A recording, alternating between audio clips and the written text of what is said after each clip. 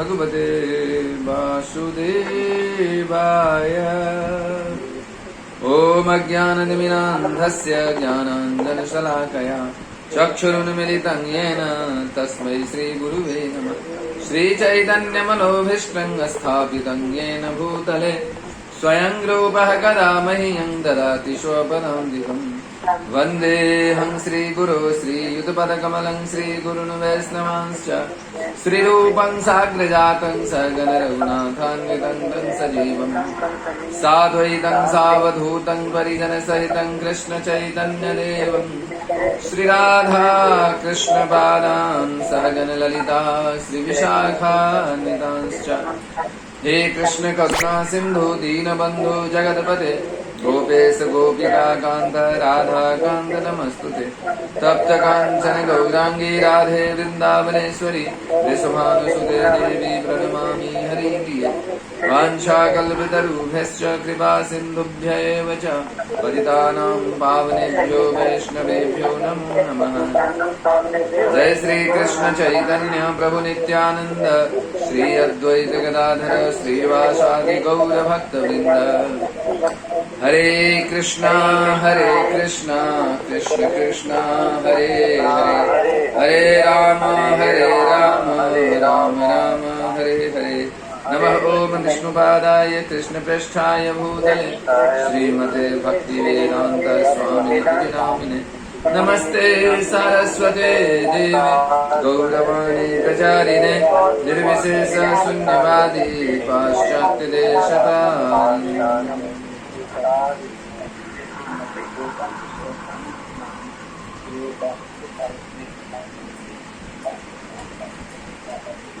नारायणं नमस्कृत्य नरं चैव नरोत्तमं देवीं सरस्वतीं व्यासं ततो जयमुदीरये।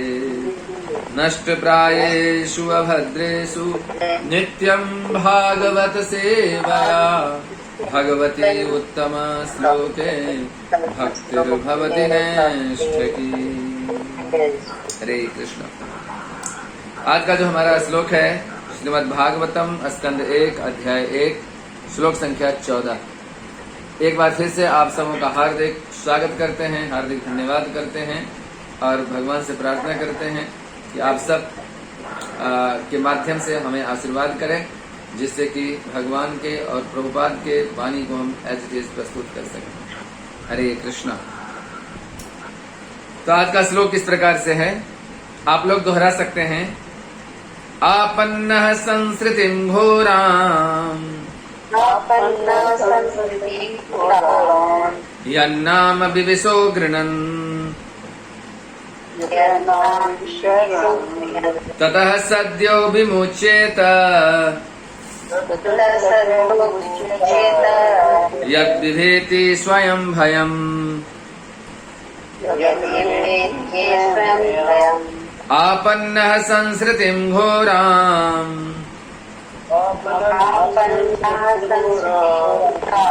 यन्नाम विविशो गृणन् ततः सद्यो विमुच्येत यद्विभेति स्वयं भयम्।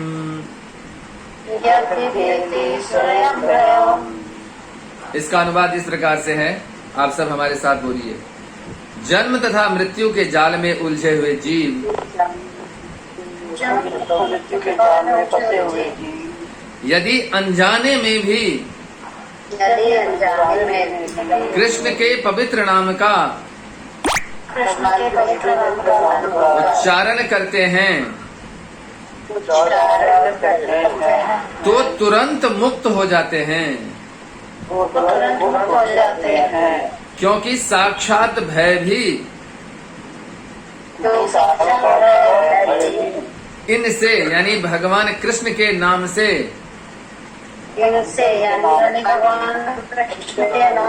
भयभीत रहता है। बहुत सुंदर यह श्लोक है और आपको बताएं कि हरिनाम महिमामृत में श्रीमद् भागवत में ये पहला श्लोक है। प्रारंभ में ही शौनक ऋषि ने भगवान के नाम का गुणगान यहाँ पर करना शुरू कर दिया। और इस प्रकार से आप पाएंगे तो श्रीमद् भागवत में अन्यत्र और भी कई जगह भगवान के हरि नाम के बारे में चर्चा की गई है। आप लोग चाहें तो हम नोट करा सकते हैं, जहां जहां आप पढ़ सकते हैं कि कहां कहां भगवान के नामों का विशेष रूप से वर्णन किया गया है, कहा गया है कि भगवान के नाम का कितना गुण है, जिससे भगवान के यहाँ तो कह रहे हैं कि एक बार आपन्न संस्कृतिम घोराम, आपन्न मतलब फंसा हुआ जीव, संस्कृतिम किसमें, जन्म मृत्यु के चंगुल में फंसा हुआ, घोराम यानी अत्यंत उलझा हुआ, माने ऐसे नहीं उलझा हुआ, बिल्कुल अच्छी तरह उलझा हुआ, जटिलता से उलझा हुआ, जन्म मृत्यु के चक्कर में जो जटिलता से उलझा, मतलब अनेकानेक जन्मों से जो इस जन्म मृत्यु के चक्र में फंसा हुआ है, ऐसे व्यक्ति यत यानी जो नाम यानी परम नाम किसका, विवसा यानी अनजाने में भी, जानबूझकर ले तो उसके बारे में क्या कहा जाए, यदि अनजाने में भी वो भगवान का नाम का उच्चारण कर देता है, गृणन यानी उच्चारण करता है, ततः उससे सद्य तुरंत विमुचेत मुक्त हो जाता है ना। यत विभेति यानी जो डरता है, किससे, तो भय भी स्वयं, भयम यानी भय भी स्वयं से डरता है, यानी भय भी भगवान के नामों से डरता है। ऐसे भगवान के जो दिव्य नाम है, उस नामों का यदि कोई एक बार भी भूल से भी यदि चर्चा कर दे, भूल से भी यदि उच्चारण कर दे, तो वह तुरंत जन्म मृत्यु के चक्र से मुक्त हो जाता है। अब श्रील प्रभुपाद इसके तात्पर्य में, वो छोटा सा तात्पर्य है, हम पढ़ते हैं, मैं ही पढ़ लेता हूँ, या आप में से कोई पढ़ना चाहेंगे? पढ़िए पढ़िए। हरे वासुदेव या भगवान श्री कृष्ण हर एक के परम नियंता हैं। इस सृष्टि में कोई ऐसा नहीं है जो सर्वशक्तिमान के क्रोध से भयभीत न हो। रावण, हिरण्यकशिपु, कंस जैसे महान असुर तथा अन्य शक्तिशाली जीव भगवान द्वारा मार डाले गए। पराक्रमी वासुदेव ने अपनी सारी निजी शक्तियां अपने नाम को प्रदान कर रखी है। प्रत्येक वस्तु उनसे संबंधित है और प्रत्येक वस्तु की उनमें पहचान होती है। यहाँ पर यह कहा गया है कि कृष्ण के नाम से साक्षात भय तक भयभीत रहता है, जिससे सूचित होता है कि कृष्ण का नाम कृष्ण से अभिन्न है। अतः कृष्ण का नाम स्वयं कृष्ण के ही समान शक्तिमान है, उनमें तनिक भी अंतर नहीं है। अतः बड़े से बड़ा संकट उपस्थित होने पर भगवान श्री कृष्ण के नाम का लाभ उठाया जा सकता है। कृष्ण के दिव्य नाम को चाहे अनजाने में या बाधे होकर उच्चारित करने पर जन्म तथा मृत्यु की झंझट से उबरा जा सकता है। हरे कृष्ण। हरे कृष्ण। बहुत सुंदर प्रभुपाद तात्पर्य में देते हैं। अब प्रभुपाद प्रारंभ करते हैं कि भगवान कृष्ण ने किस प्रकार से रावण, हिरण्यकश्यपु, कंस आदि जैसे जो महान पराक्रमी असुर थे, उन सबको दंड देकर उनको वध कर दिए, मार दिए। तो कोई ये प्रभुपाद क्यों लिख रहे हैं? तो कोई कह सकता है कि जब हम कहते हैं कि भगवान और भगवान के नाम बड़ी शक्तिशाली हैं, कितने शक्तिशाली हैं? तो भगवान जैसे शक्तिशाली हैं। तो भगवान जैसे शक्तिशाली होने का मतलब क्या है? तो जिस प्रकार भगवान कृष्ण ने इतने बड़े बड़े असुरों को वध कर दिए, तो भगवान अत्यंत शक्तिशाली हैं, तभी उन असुरों को वध कर पाए। क्योंकि असुरों के पराक्रम के बारे में तो भागवत में दिया गया है, रामायण में दिया गया है कि रावण कितना शक्तिशाली था, हिरण्यकश्यपु कितना शक्तिशाली था, कंस कितना शक्तिशाली था, या अन्य और भी ऐसे पराक्रमी बहुत सारे राक्षस हुए जो कि बड़े ही शक्तिशाली थे, और उन सबको भगवान कृष्ण ने धूल चटा दिए, वध कर दिए। तो भगवान, इसका ये प्रमाणित होता है कि भगवान अत्यंत शक्तिशाली है।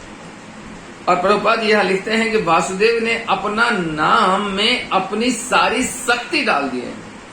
कितनी शक्ति? तो जो शक्ति कृष्ण में है, वही शक्ति भगवान ने अपने नाम में रख दिया।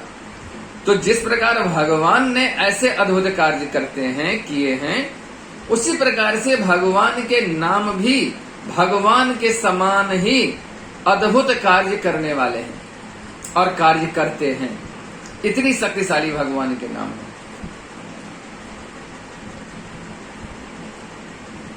प्रभुपाद लिखते हैं, पराक्रमी वासुदेव ने अपनी सारी निजी शक्तियां अपने नाम को प्रदान कर दिए। तो इसमें कोई संशय नहीं हमारे रह जाना चाहिए कि भगवान जिस प्रकार से कार्य करते हैं, जिस प्रकार से शक्तिपूर्ण कार्य करते हैं, उस प्रकार से भगवान के नाम कहीं ना करते हो, ऐसा शक हो, संदेह हो, तो इसको मिटा लीजिए। क्यों? क्योंकि प्रभुपाद यहां प्रमाणित करते हैं। और साथ में तो इसलिए बड़े से बड़े संकट की स्थिति में भी हमें भगवान कृष्ण का ही नाम का उच्चारण करना चाहिए, क्योंकि बड़े से बड़े संकट में प्रहलाद कितने बड़े संकट में थे, कितने बड़े संकट में थे। उनके इतने पराक्रमी, विश्व विजेता, ब्रह्मांड विजेता हिरण्याकश्यप मारने को उद्यत था, उससे पहले अनेक बार मारने का प्रयास किया, फिर भी भगवान के नाम ने ही रक्षा किया उनको। देखिए, हिरण्याकश्यप को जब स्वयं वध करने के लिए तैयार हो गया प्रहलाद महाराज को, उससे पहले भी उसने अनेक प्रकार से यातनाएं दी थी, अनेक प्रकार से मारने का प्रयास किया था, लेकिन उससे पहले कौन बचा रहा था उनको? इससे प्रहलाद महाराज की घटना से और स्पष्ट हो जाता है कि भगवान के नाम की शक्ति दोनों बराबर है। हिरण्याकश्यप जब स्वयं मारने के लिए आए, भगवान नृसिंह देव के रूप में जब प्रकट हुए, उससे पहले भी अनेक बार उनको मारने का प्रयास किया गया और बहुत ही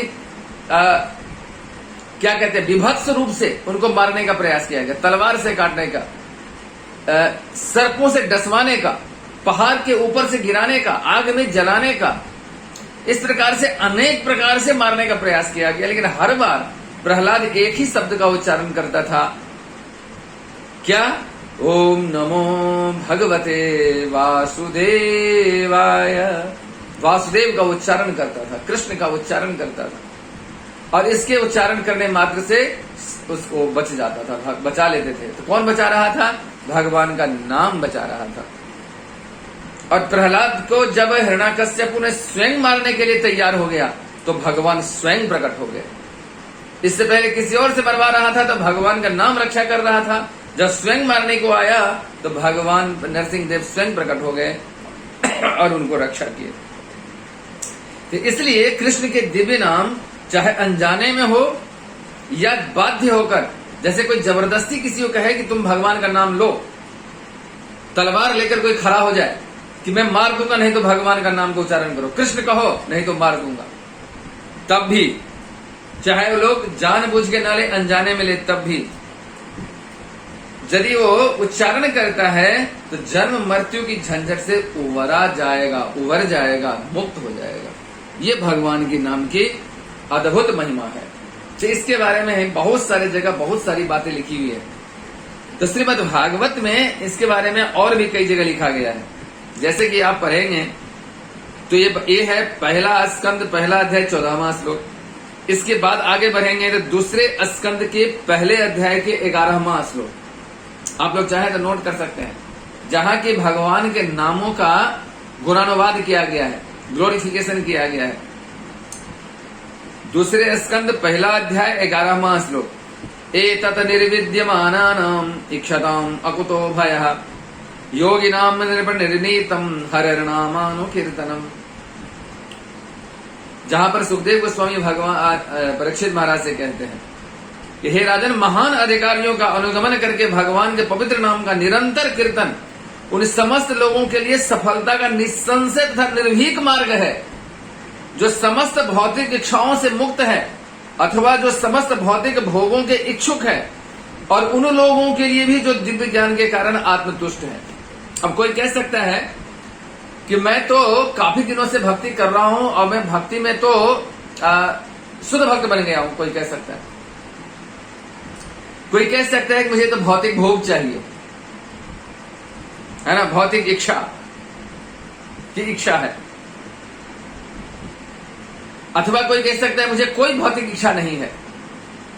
अथवा वो व्यक्ति कह सकता है कि मैं तो दिव्य ज्ञान में स्थित रहता हूं, तो मुझे भगवान का नाम लेने का उच्चारण किया है। लेकिन नहीं, सुखदेव गोस्वामी कहते हैं कि नहीं, चाहे तीनों में से कोई इच्छा वाले व्यक्ति हो, उन सबों के लिए अधिकारियों ने निश्चित किया है कि भगवान के पवित्र नाम का निरंतर कीर्तन उन समस्त लोगों के लिए निसंशय तथा निर्भीक मार्ग है। कोई संशय नहीं, उसमें कोई शंका नहीं है। इस मार्ग में भगवान के नाम का कीर्तन करते हुए यदि कोई इसमें से तीनों कैटेगरी के किसके, जिसकी कोई भौतिक इच्छा न हो, जिसकी समस्त भौतिक इच्छा हो, अथवा जो दिव्य ज्ञान में स्थित हो चुका हो, इन तीनों ही व्यक्तियों के लिए, यदि इन तीनों ही व्यक्तियों की ऐसी इच्छा हो किसी को, तो उनको उनके लिए भी एक ही मार्ग निश्चय कर रहे हैं सुखदेव गोस्वामी, और निर्भीक मार्ग है, संशय रहित मार्ग है, वो है भगवान के नाम का कीर्तन करना, सतत कीर्तन करना। ये दूसरे अध्याय के दूसरे स्कंद के पहले अध्याय के 11वां श्लोक है। अब चलिए आगे छठे स्कंद के तीसरे अध्याय के 31वां श्लोक, जिसके बारे में हम लोग पूर्व में चर्चा कर चुके हैं अजामिल प्रसंग में। छठे स्कंद में अजामिल का जो प्रसंग था, उसमें क्या कहते हैं, तस्मात् संकीर्तनम विष्णु जगत मंगलम अहंसाम मत महतामपि कौरव्य विद्धि एकांतिक निष्कृतम। वहां क्या कह रहे हैं कि सुखदेव गोस्वामी बोलते हैं वहां पर भी, और कहते हैं कि हे राजन, भगवान नाम यानी विष्णु नाम का कीर्तन बड़े से बड़े पापों के फलों को भी उन्मिलित करने में सक्षम है। इसलिए संकीर्तन आंदोलन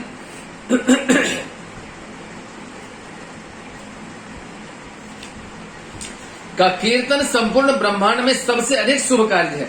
कृपया इसे समझने का प्रयास करें, जिससे अन्य लोग इसे गंभीरता पूर्वक ग्रहण कर सकें। सुखदेव गोस्वामी परीक्षित महाराज से कहते हैं छठे स्कंद में अजामिल की कथा कहने के बाद, और वहां पर भी फिर हरि नाम की चर्चा करते हैं। आगे बढ़ते हैं 8वें स्कंद के 23वें अध्याय के 16वां श्लोक। 8वें स्कंद 23वां अध्याय 16वां श्लोक, जिसमें कह रहे हैं मंत्रतः तंत्रतः छिद्रम। ये कौन कह रहे हैं? ये कह रहे हैं कहां? जहां पर महाराज बलि और भगवान वामन देव आते हैं। 8वें स्कंद में महाराज बलि और भगवान वामन देव का जहां पर वार्तालाप होता है, यज्ञ विध्वंस हो जाता है, और बाद में आकर भगवान कहते हैं शुक्राचार्य से, जो दैत्यों के गुरु थे, कहते हैं कि अब यज्ञ संपन्न करिए।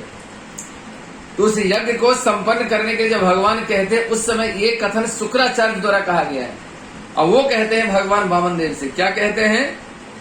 मंत्रतः तंत्रतः छिद्रम देश काल अर्हम वस्तुतः सर्वं करोति निश्चिद्रम अनुसंकीर्तनम तव। 8वें स्कंद 23वें अध्याय 16वां श्लोक। क्या कह रहे हैं कि मंत्रों के उच्चारण तथा कर्मकांड के पालन में त्रुटियां हो सकती है। मंत्र यज्ञ जब करते हैं तो उसमें काफी मंत्र बोला जाता है, तो उस मंत्रों के उच्चारण करने में गलती हो सकती है, अथवा जो मंत्र यज्ञ करते हैं उसमें कर्मकांड के विधियों को पालन करना होता है, तो कहते हैं कर्मकांड के विधियों के पालन करने में भी त्रुटि हो सकता है। आगे बताते हैं कि यज्ञ करने में बहुत सारी सामग्री की आवश्यकता होती है, तो हो सकता है कोई सामग्री छूट जाए, न मिले, कम हो जाए, तो उसकी कमियां भी रह सकती है। किंतु भगवान, यदि आपके पवित्र नाम का कीर्तन किया जाए यज्ञ समाप्ति के पश्चात या यज्ञ करने से पहले, कहते हैं कि यदि आपके नाम का कीर्तन किया जाए तो हर वस्तु दोष रहित बन जाता है, फिर वह यज्ञ सफल माना जाता है। जहां यज्ञ की इस पूर्णाहुति के बाद भगवान के नाम का कीर्तन करते हैं, ऐसा करने से मंत्रों के उच्चारण में यदि त्रुटि है, अथवा विधि के पालन में त्रुटि है, अथवा यदि कोई सामग्री की कमी है, तो इस सब में, अथवा स्थान यदि ठीक नहीं है, देश का भी व्यवस्था होती है, काल समय यदि उचित नहीं है, तब भी सब परिस्थितियों में यदि भगवान के नाम का उच्चारण कर लिया जाए तो सारे त्रुटि से मुक्त हो जाता है, सारे त्रुटि समाप्त हो जाता है, सारे त्रुटियां खत्म हो जाती है। ये कह रहे हैं 8वें स्कंद के 23वें अध्याय के 16वां श्लोक।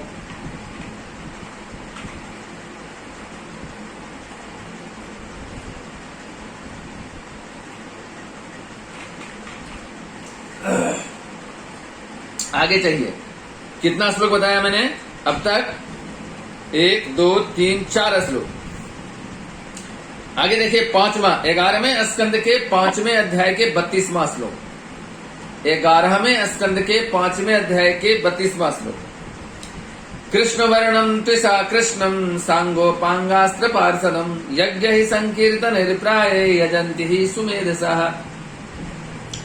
कलयुग में बुद्धिमान व्यक्ति ईश्वर के उस अवतार की पूजा करने के लिए सामूहिक कीर्तन करते हैं जो निरंतर कृष्ण के नाम का गायन करते हैं। यद्यपि उनका वर्ण श्यामल नहीं होगा, किंतु वे साक्षात कृष्ण हैं। वे अपने संगियों, सेवकों, आयुधों तथा विश्वास पात्र साथियों की संगत में रहते हैं। यहाँ पर इंगित करते हैं भगवान चैतन्य महाप्रभु के रूप में। चैतन्य महाप्रभु आएंगे और भगवान के नामों का कीर्तन करेंगे, सदा कीर्तन करेंगे। ये कौन कहते हैं 11वें स्कंद में? तो महाराज निमि के यज्ञ में 9 योगेश्वर जाते हैं।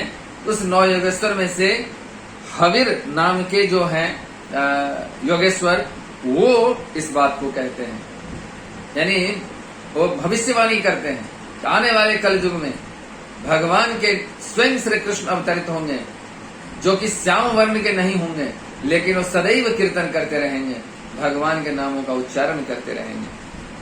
और अंतिम बताते हैं भागवतम के सबसे अंतिम श्लोक, 12वें स्कंद 13वें अध्याय 23वां श्लोक। यह श्लोक भागवत के अंतिम श्लोक है। 18,000 श्लोक में से सबसे अंतिम श्लोक, जिसमें क्या कहते हैं? नाम संकीर्तनम यस्य सर्व पाप प्रणाशनम प्रणामो दुख समनस्तम नमामि हरिं परम। भागवतम के अंतिम श्लोक में सूत गोस्वामी कहते हैं कि मैं उन भगवान हरि को सादर नमस्कार करता हूँ जिनके पवित्र नामों का सामूहिक कीर्तन सारे पापों को नष्ट करता है और जिनको नमस्कार करने से सारे भौतिक कष्टों से छुटकारा मिल जाता है। तो भागवत के प्रारंभ में सौनक ऋषि सूत गोस्वामी से ये बात कहते हैं। आज का जो श्लोक हमने पढ़ा 14वां श्लोक, सूत गोस्वामी से कौन कहते हैं? सौनक ऋषि। और भागवतम के अंत में जब समापन होता है तो सूत गोस्वामी सौनक ऋषि से कहते हैं कि मैं उन भगवान के हरि को सादर नमस्कार करता हूँ जिनके पवित्र नामों का सामूहिक कीर्तन सारे पापों को समूल नष्ट कर देता है, जिनको नमस्कार करने से सारी भौतिक कष्टों से छुटकारा मिल जाता है। 2 गुण बताते हैं, सारे पाप नष्ट हो जाते हैं और भौतिक कष्ट जो है उससे भी छुटकारा प्राप्त किया जा सकता है। ये बात सूत गोस्वामी भागवतम में कहते हैं सबसे अंतिम श्लोक में। इसके अलावा और भी कई जगह हरि नाम के तो बहुत सारी चर्चाएं हैं पूरे अपने वैदिक जितने भी लिटरेचर है, जितने भी ग्रंथ है उन सब में, लेकिन उनमें से कुछ और मैं चर्चा करता हूं आपके सामने। जैसे कि चैतन्य चरितमृत में कहा गया है, नाम बिनु कली काले आर नाही धर्म, सर्व मंत्र सार नाम ऐ शास्त्र मर्म। आदि लीला 7वें अध्याय 74वां श्लोक। कहते नाम बिनु कली काले, इस कलयुग में नाम के बिनु कोई और धर्म है ही नहीं। कलयुग में एक ही धर्म है, वो है भगवान के नाम का कीर्तन। सर्व मंत्र सार नाम, जितने भी मंत्र हैं तो सारे मंत्रों का जो सारांश है, सार है वो, और सभी शास्त्रों का मर्म। 2 बात करें, ये चैतन्य महाप्रभु का कथन है। सारे शास्त्रों का मर्म और सारे मंत्रों का मर्म, सार भगवान के नाम है। आगे चैतन्य महाप्रभु कहते हैं, कलियुग धर्म है नाम संकीर्तन, 4 युग 4 धर्म जीवेर कारण। 4 युगों में 4 धर्म के 4 जीने का 4 कारण है। हर युगों में, चारों युगों में अलग अलग धर्म है। युग धर्म जिसको कहते हैं, सतयुग का युग धर्म है तपस्या करना, त्रेता का युग धर्म है यज्ञ करना, द्वापर का युग धर्म है विग्रह पूजा करना, लेकिन कलयुग का धर्म क्या है? नाम संकीर्तन। कलयुग धर्म है नाम संकीर्तन। अतएव कलियुग नाम यज्ञ सार, आर कोनो धर्म कैला नाही है पार। इसलिए कलयुग में नाम यज्ञ ही सार है, और इसलिए कलयुग में यज्ञ करने को नाम जप यज्ञ कहा गया है। इसलिए हम लोग प्रत्येक दिन 2 घंटे जो जप करते हैं, ये समझिए कि हम लोग 2 घंटे रोज यज्ञ करते हैं, क्योंकि कलयुग का यज्ञ है नाम संकीर्तन, नाम जप करना कलयुग का यज्ञ है। तो हम लोग रोज 2 घंटा यज्ञ करते हैं। ऐसा नहीं कि हम लोग यज्ञ नहीं करते हैं, यज्ञ करते हैं, लेकिन नाम जप का यज्ञ करते हैं। यही यज्ञ है, कलयुग के लिए यही यज्ञ प्रस्तुत है। इसलिए कोई कहे कि आप कुछ यज्ञ नहीं करते, कोई होम नहीं करते, कोई पाठ नहीं करते, कोई पूजा नहीं करते, तो हम कह सकते हैं कि हम सब कुछ करते हैं, सब कुछ करते हैं। आओ मेरे साथ 2 घंटे मेरे साथ बैठो, हम 2 घंटे यज्ञ करते हैं और हर रोज करते हैं। ऐसा नहीं कि एक दिन करते हैं, हर रोज हम 2 घंटे यज्ञ करते हैं नाम जप के रूप में। और इसलिए आदि लीला 17वें अध्याय के 22वें श्लोक में कहा गया है चैतन्य चरितामृत, कली काले नाम रूपे कृष्ण अवतार, नाम हईते है सर्व जगत निस्तार। कलयुग में, जैसे कि चर्चा प्रभुपाद जी ने किए थे, इस कलयुग में भगवान के पवित्र नाम हरे कृष्ण महामंत्र भगवान कृष्ण के अवतार के रूप में है। इसलिए कह रहे हैं कि भगवान का नाम हरे कृष्ण महामंत्र और भगवान कृष्ण अभिन्न है, दोनों में कोई अंतर नहीं है, अवतार के रूप में है कलयुग में। केवल पवित्र नाम के कीर्तन से मनुष्य भगवान के प्रत्यक्ष संगति कर सकता है। यदि कृष्ण के किसी को संगति करना है, कृष्ण के साथ यदि बैठना है, तो हमें नाम जप करेंगे तो कृष्ण के साथ बैठे रहते हैं। इस प्रसंग में एक अद्भुत वाकया याद आ रहा है हमें। एक समय की बात है, मुंबई में हिज होलीनेस गिरिराज स्वामी महाराज वहां पर उस समय में प्रेसिडेंट थे, मुंबई जुहू टेम्पल के। तो एक दिन क्या हुआ, उस समय मंदिर बन रहा था, कंस्ट्रक्शन हो रहा था। तो एक मुंबई के बहुत बड़े बिजनेसमैन, बहुत बड़े व्यापारी थे, और वो मंदिर आए थे। मंदिर में आए, और ये घटना उस समय के जब मंदिर अंडर कंस्ट्रक्शन था, और उस समय में हिज होलीनेस लोकनाथ स्वामी महाराज पुजारी का कार्य कर रहे थे मुंबई जुहू में। तो बिजनेसमैन आया और लोकनाथ स्वामी महाराज से कहता है कि हमें इस मंदिर के जो प्रेसिडेंट है उनसे मिलना है। और उन्हें बताया कि मैं आया हूं, मैं दान देना चाहता हूं, मैं कंस्ट्रक्शन देख रहा हूं अधूरा है, तो मैं चाहता हूं कि धन दूं जिससे कि जल्दी से जल्दी मंदिर निर्माण हो जाए। तो हिज होलीनेस लोकनाथ स्वामी महाराज कहे कि ठीक है, आप वेट करिए, मैं जाकर उनको बोलता हूं। जब लोकनाथ स्वामी महाराज वहां पर गए तो गिरिराज स्वामी महाराज मिले और उनको बताया कि ऐसे ऐसे एक व्यापारी आया हुआ है, वो आपसे मिलना चाहता है। और सवेर का समय था। गिरिराज स्वामी महाराज ने कहा कि उनको जाके बोल दीजिए कि मैं अभी बहुत ही जरूरी मीटिंग में हूं, मैं अभी नहीं मिल सकता। हिज होलीनेस लोकनाथ स्वामी महाराज को भी आश्चर्य लगा, और उस समय में गिरिराज स्वामी महाराज नाम जप कर रहे थे। तो इनको भी आश्चर्य लगा कि ये इतना बड़ा व्यापारी आया, इतना बड़ा डोनेशन देगा, टेम्पल प्रेसिडेंट को बताया, लेकिन कह रहे हैं कि मैं मीटिंग में हूं, तो जाके बोल दो कभी मैं मीटिंग में हूं, अभी मैं नहीं मिल सकता। हिज होलीनेस लोकनाथ स्वामी महाराज गए और उनको व्यापारी को बोले कि हमारे टेम्पल प्रेसिडेंट अभी मीटिंग में है, अभी आपसे नहीं मिल सकते। और व्यापारी भी हैरान था कि भाई हम इतने बड़े डोनेशन लेकर आए हैं, इनको देना चाहते हैं, लेकिन ये इतना बिजी हैं कि हमसे मिलते तक नहीं है। तो वो टेम्पल में अपना जो दर्शन करना होगा किए होंगे, और फिर वो चले गए। जब चले गए घर पर, तो बाद में गिरिराज स्वामी जब अपना जप करके उठे, तो हिज होलीनेस लोकनाथ स्वामी महाराज से बातचीत की कि कौन था, कैसे था, कहां से आया था, क्या उसका पता है, क्या है, फोन नंबर है, तो सब दिए। तो गिरिराज स्वामी महाराज ने कहा कि ऐसा करते हैं, हम लोग अब चलते हैं, मिलते हैं उनसे। तो उन्होंने फोन किया, और फोन करने के बाद उनको कहा कि मैं मिलना चाहता हूं। तो व्यापारी को भी बड़ा उत्सुकता था जानने का कि किससे मीटिंग कर रहा था, मुझसे बड़ा कौन था जो कि इतना धन में देने वाला था, लेकिन मेरे से इंपॉर्टेंट कौन सी मीटिंग इसकी चल रही थी, उसको उत्सुकता था। और गिरिराज स्वामी सोच रहे थे कि चलो अब मिलना तो है नहीं, कम से कम उससे जाके एक बार मिल लें, आगे के लिए प्लानिंग कर लेंगे। आगे के लिए कुछ बनेगा तो उसके लिए उनको अपना मना लेंगे, आगे मन करेगा उनको तो देंगे, इस बार तो देने वाला है नहीं कुछ भी। गिरिराज स्वामी महाराज गए वहां और उनसे मिले, और मिलने के बाद सबसे पहले उसने यही पूछा कि आप कौन सी मीटिंग में इतना व्यस्त थे जो आज मुझे आप मिले तक नहीं।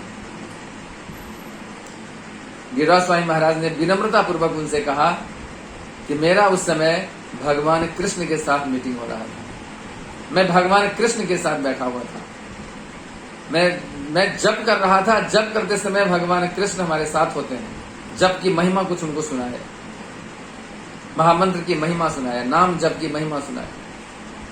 वो व्यक्ति सुन करके इतना प्रभावित हुआ कि जितना उसने सोचा था उससे ज्यादा डोनेशन भी दिया, लाइव मेंबर भी बना, और आगे चल के बताते हैं कि वो भगवान कृष्ण के भक्त भी बने, डिवोटी भी बने। इस घटना से हमें ये पता चलता है कि किस कन्विक्शन के साथ नाम जप करते समय हमें अटेंशन रहना चाहिए। जब नाम जप करते समय भगवान कृष्ण के जब भोर सवेर के समय में यज्ञ करते हैं, आप नाम जप यज्ञ करते हैं, उस समय में कोई इंपॉर्टेंट उससे बड़ा नहीं हो सकता, उससे बड़ा कार्य कुछ भी नहीं हो सकता। ऐसा सोच करके बैठिए किसी भी परिस्थिति में, जैसा कि मैंने उदाहरण एक बताया। इसलिए भगवान सारे अरेंजमेंट करते हैं, और साधारण व्यक्ति के पास यदि कोई कुछ भी थोड़ा सा रुपये देने आए तो नाम जब छोड़ के खड़ा हो जाएगा, दे दो जी पहले, तो आप ही से बात कर लेता हूं। लेकिन उनको पता था कि ये बहुत बड़ा व्यापारी है, फिर भी उन्होंने कहा कि नहीं, मेरा भी इंपॉर्टेंट मीटिंग। तो इस घटना से हमें शिक्षा लेना चाहिए, उदाहरण समझना चाहिए, और इसलिए इस कन्विक्शन के साथ हमें नाम जप करना चाहिए कि हम अभी भगवान कृष्ण के साथ बैठे हुए हैं, भगवान कृष्ण मेरे साथ बैठे हुए हैं, और उनके नाम में वो रस का आस्वादन करना चाहिए। जैसे कि आज के भजन में भक्ति विनोद ठाकुर बता रहे हैं कि भगवान का नाम का जप करते समय उस रस का आस्वादन करते हुए मदहोश हो जाइए, बेहोश हो जाइए, मतवाला हो जाइए, ऐसा रस, ऐसा आनंद का अनुभूति करिए। लेकिन वो कब होगा? जब समझेंगे कि अनंत कोटि के, अनंत ब्रह्मांड के नायक हमारे साथ बैठे हुए हैं। जैसे कोई बहुत बड़े व्यक्ति के साथ हम बैठते हैं तो कितना अटेंशन रहते हैं, कितना बिल्कुल ध्यान से रहते हैं। उस व्यक्ति के प्रति हमारी अटेंशन किस स्थिति तक रहती है, किस लेवल तक रहती है, जरा विचार करिए। उसी लेवल तक हमारा अटेंशन रहना चाहिए जब हम भगवान, उस लेवल से कहीं और अधिक होना चाहिए, क्योंकि भगवान तो सबसे, ब्रह्मांड में सबसे बड़े हैं।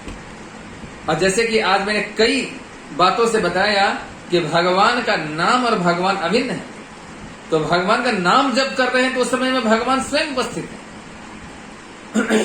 इस बात की फीलिंग हमें होनी चाहिए, भावना में आनी चाहिए कि अभी मैं क्या कर रहा हूं और कितना बड़ा कार्य कर रहे हैं। क्योंकि व्यक्ति के जीवन में कभी कभी जब बहुत बड़ा इंपॉर्टेंट कोई वर्क कर रहा होता है तो पूरा कन्विक्शन के साथ होता है, पूरा फोकस होता है उस कार्य पर, उस वर्क के ऊपर पूरा फोकस रहता है, इधर उधर बिल्कुल ध्यान नहीं जाता। उसी तरह हमें शरीर के जो नाम जप यज्ञ करते हैं वही कन्विक्शन होना चाहिए, वही ध्यान एकाग्र होना चाहिए, वही एक निष्ठ बन करके उस समय में भगवान का नाम जप करना चाहिए। अनेक जगह एक आपको सुनाते हैं, अंत लीला में तीसरे अध्याय के 60वां श्लोक है जो सनातन गोस्वामी बोलते हैं। सनातन गोस्वामी यह श्लोक हरिभक्ति विलास में भी है, 11वें अध्याय के 289 श्लोक हरिभक्ति विलास सनातन गोस्वामी, और यह श्लोक पद्म पुराण में भी है। यह श्लोक क्या है और उसका अनुवाद क्या है, मैं पढ़ के सुनाता हूं। नामैकम यस्य वाची स्मरण पथगतम श्रोत्रम मूलम गतम वा शुद्धम वर्णम व्यवहित रहितम तारत यत्येव सत्यम तच्चे देह द्रविण जन्नता लोभ पासंड मध्ये निक्षिप्तम स्यान्न फल जनकम शीघ्रमेवात्र विप्र। सनातन गोस्वामी इस श्लोक से उद्धृत करते हुए कहते हैं कि यदि भक्त एक बार भी भगवान के पवित्र नाम का उच्चारण करता है, जैसे आज का श्लोक में कह रहे हैं, एक बार भी यदि कोई भगवान के नाम का उच्चारण करता है, अनजाने में भी, अथवा आगे और बताते हैं, अथवा उनके मन में या श्रवण करने के माध्यम रूपी कान में प्रवेश करता है। इसमें एक कदम और आगे जाते हैं, पद्म पुराण में कहते हैं कि या तो एक बार भगवान के पवित्र नाम को उच्चारण करता है, यदि कोई कहे कि मैं तो उच्चारण नहीं कर पाता, बोल नहीं पाता, तो कहते हैं कि उसके मन में ये भाव आ जाए, मन में वो भगवान का नाम का उच्चारण कर दे, बोल दे, मन ही मन। या दूसरा कोई बोलता है, उसके शब्द को श्रवण कर ले, कानों के माध्यम से सुन ले मात्र, तो यह पवित्र नाम निश्चय ही उसे भवबंधन से उबार देगा, चाहे नामोच्चारण व्याकरण के अनुसार सही हो। तीन चीज बता रहे हैं, यदि वो भगवान के पवित्र नाम का उच्चारण कोई करता है, अथवा मन में कोई मन से बोलता है, मन ही मन बोलता है, या कोई दूसरा कोई बोलता है, उस शब्द को, उस नाम को सुनता मात्र है, तो ऐसे करके वह भवबंधन से मुक्त हो जाएगा, जन्म मृत्यु के चक्र से मुक्त हो जाएगा। आगे बताते हैं कि यदि कोई नामोच्चारण करता है और वो व्याकरण के अनुसार सही नहीं है, जैसे कि हम लोग नाम उच्चारण करते हैं, हरे कृष्ण कृष्ण कृष्ण हरे हरे, हरे राम राम राम हरे हरे, लेकिन अंग्रेज क्या बोलता है, हरे कृष्ण, जो एक्चुअल प्रोनाउंसिएशन है वो लोग बोल नहीं पाता, चाइना के लोग नहीं बोल पाता, रशियन लोग नहीं बोल पाता, विदेशों में और भी कई जगह ऐसे स्थान है जहां पर सही प्रोनाउंस नहीं होता। तो इसका भी हमें समझिए, यहां उत्तर दे रहे हैं, यदि व्याकरण के अनुसार सही ढंग से वह नहीं बोला गया हो, गलत ढंग से किया गया हो, चाहे मिलाकर कहा गया हो अथवा अलग अलग खंडों में बोला गया हो, इसलिए हे ब्राह्मण, पवित्र नाम की शक्ति निश्चित रूप से महान है। भगवान के पवित्र नाम की शक्ति बहुत महान है, किंतु यदि कोई पवित्र नाम का उच्चारण, यदि कोई पवित्र नाम के उच्चारण का उपयोग भौतिक शरीर, भौतिक संपत्ति तथा अनुयायियों के लिए अथवा लोभ या नास्तिकता के प्रभाव में आकर करता है। अब यहां पर बताते हैं इसका साइड इफेक्ट। यदि कोई भौतिक संपत्ति के लिए करता है, ऐसा नहीं है कि भौतिक संपत्ति नहीं मिलेगा, मिलेगा।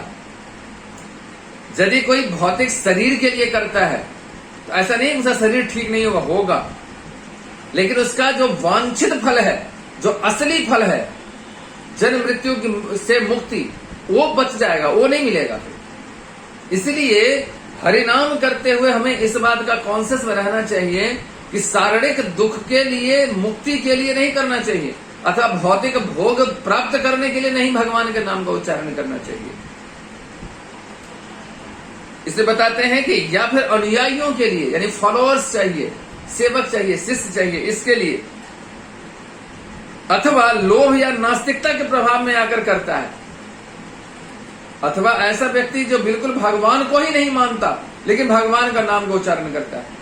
तो ऐसा नहीं सब लाभ नहीं मिलेगा, लाभ तो मिलेगा लेकिन बहुत देर बाद मिलेगा। तो बताते हैं कि ऐसे उच्चारण से तुरंत वांछित फल नहीं मिलेगा, अतएव भगवान के पवित्र नाम का उच्चारण करते समय सावधानी पूर्वक अपराधों से बचना चाहिए। तो जैसे कि बता रहे हैं कि इस तरह के व्यक्ति को भी लाभ तो मिलेगा, तुरंत नहीं मिलेगा, और वांछित फल नहीं मिलेगा। कौन सा फल? जन्म मृत्यु की चक्र की जो मुक्ति है, कृष्ण प्रेम प्राप्त करना जो है, वो उसे नहीं मिलेगा। लेकिन हम लोगों को तो ये नहीं चाहिए, हम लोगों को तो कृष्ण प्रेम चाहिए। तो इसलिए अपराध रहित होकर भगवान के नाम का जब हम उच्चारण करते हैं तो हमें शुद्ध कृष्ण प्रेम प्राप्त होता है। इसके अनेक और कई उदाहरण हैं, कई और कथाएं हैं, कई और बातें कही जा सकती है, और मैंने आप लोगों को कुछ कुछ बताया इसमें। एक दो बातें और कह के इस विषय को यहीं रोकूंगा मैं, जिसमें से एक है कृष्णदास गोस्वामी महाराज, कृष्णदास गोस्वामी जी कहते हैं आदि लीला चैतन्य चरितमृत में 3 अध्याय 3 श्लोक 79 79, चैप्टर 3 श्लोका 79 क्या कहते हैं, और बड़ा ही अद्भुत श्लोक है ये।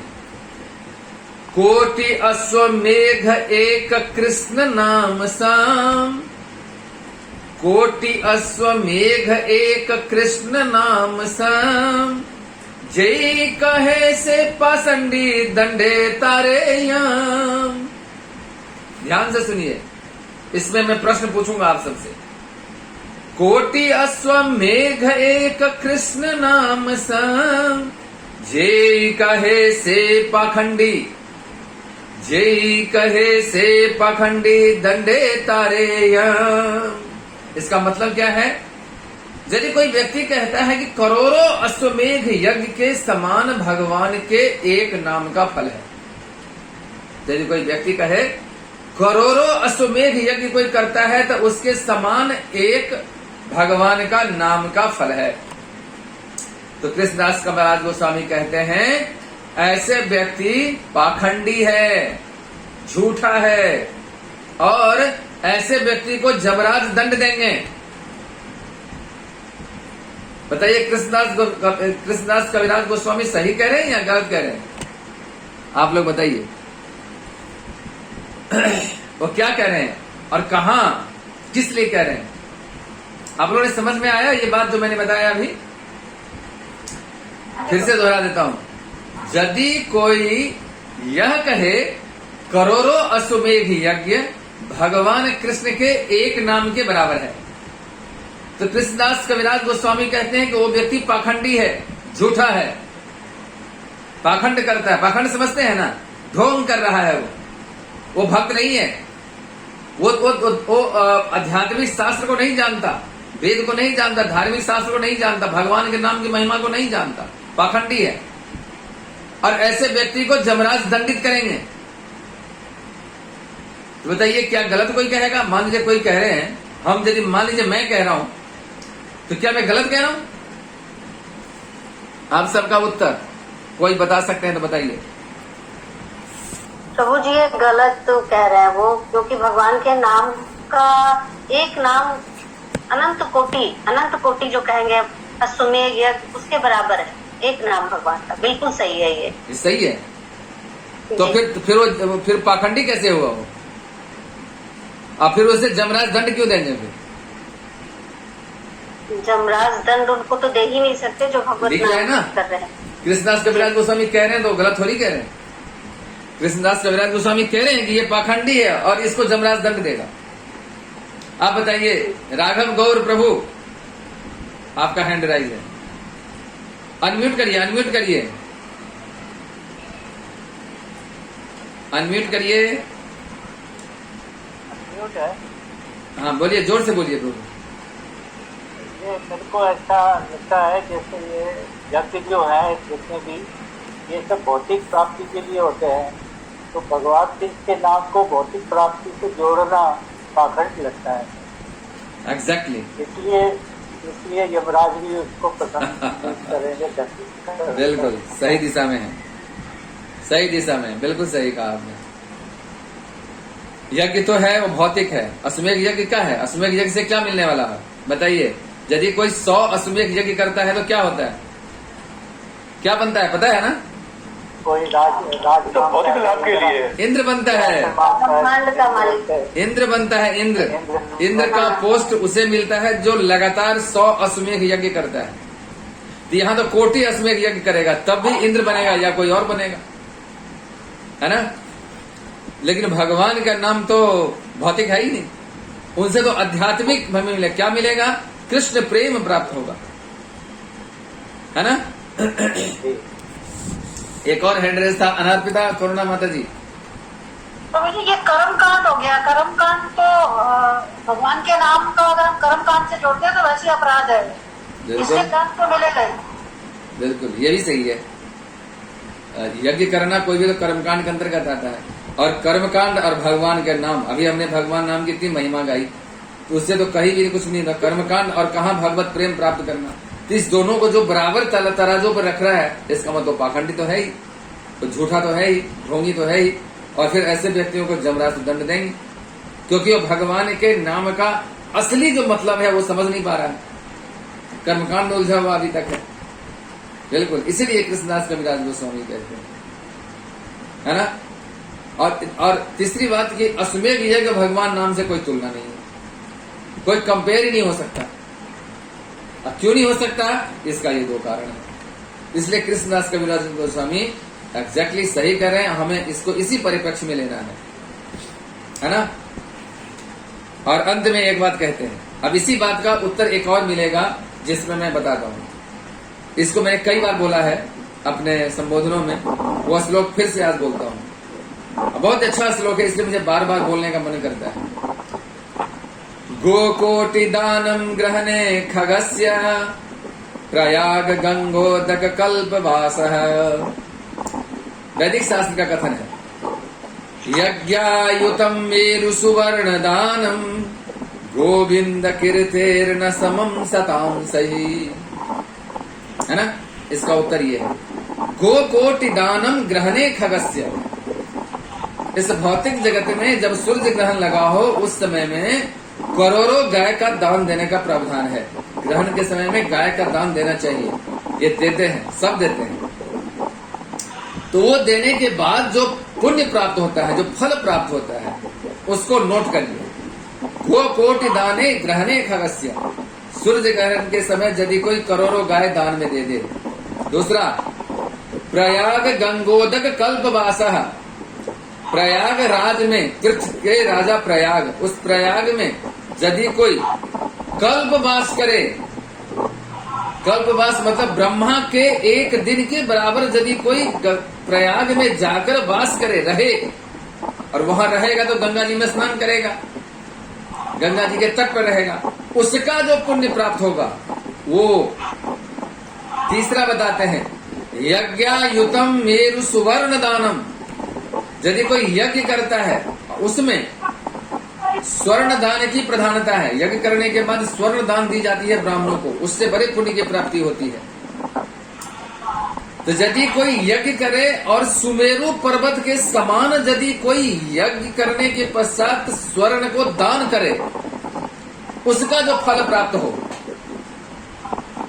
है ना, 3 हो गए ना, उसका जो फल प्राप्त है, तो बताते हैं कि गोविंद कीर्तेर न समम सतांसही, यानी भगवान कृष्ण के नामों का कीर्तन जो है, उन सबों भगवान के नाम के कीर्तन के 1-10% भी ये सब नहीं है। न समम सतांसही, भगवान के नाम के 10% के भी बराबर ये सब नहीं हो सकता। अर्थात भगवान के नाम से इन सब के कोई कंपेयर ही नहीं हो सकता, तुलना ही नहीं की जा सकती। इतने महान भगवान के नाम हैं। तो भगवान के नाम की महिमा क्या है, वो इन बातों से हमें पता चलता है। इसलिए भगवान के नामों की महिमा के बारे में पढ़ते समय ये सारे जितने बताया मैंने, इस सब के बड़े बड़े पुण्य हैं, लेकिन भगवान के नाम के आगे ये सब 0 है, कुछ नहीं, नथिंग। ये भगवान के नाम की महिमा का और बहुत सारी बातें हैं, लेकिन आज अब इतना ही रखते हैं। आगे और समय होगा कभी तो फिर बोलेंगे। जिसमें हरिदास ठाकुर का एक बहुत सुंदर आख्यान है, पास टाइम है, बहुत सुंदर कथा है उनका, वो बहुत सारा इस पर बोले हुए हैं। ठीक है, तो आज मैंने एक ही श्लोक पे चर्चा किया, और वह श्लोक था, आपन्ना संस्कृतिम घोराम यन नाम विविशो गृणन तथा सद्यो विमुच्येत यद विभेति स्वयं भयम। इसलिए हमें भगवान के नाम का प्रेम पूर्वक जप करना चाहिए और सोचना चाहिए कि अभी मैं किस पोजीशन में हूँ, क्या कर रहा हूँ, कितना महत्वपूर्ण कार्य कर रहा हूँ, और उसको इस प्रकार से सोच करके भगवान के साथ मीटिंग है। हमेशा फील करिए कि मैं जहाँ जप कर रहा हूँ भगवान भी मेरे साथ बैठे हुए हैं, भगवान के साथ मैं बातें कर रहा हूँ, भगवान को पुकार रहा हूँ। ऐसा फील करेंगे तो ज्यादा नाम जप में रस प्राप्त होगी। आनंद की अनुभूति होगी, आनंद की प्राप्ति होगी। ठीक है, तो आगे हम फिर बाद में इसके आगे का श्लोक आगे हम चर्चा करेंगे। अब आप सबों का कोई कमेंट है, कोई प्रश्न है, कुछ बातें हैं तो कह सकते हैं। हरे कृष्ण।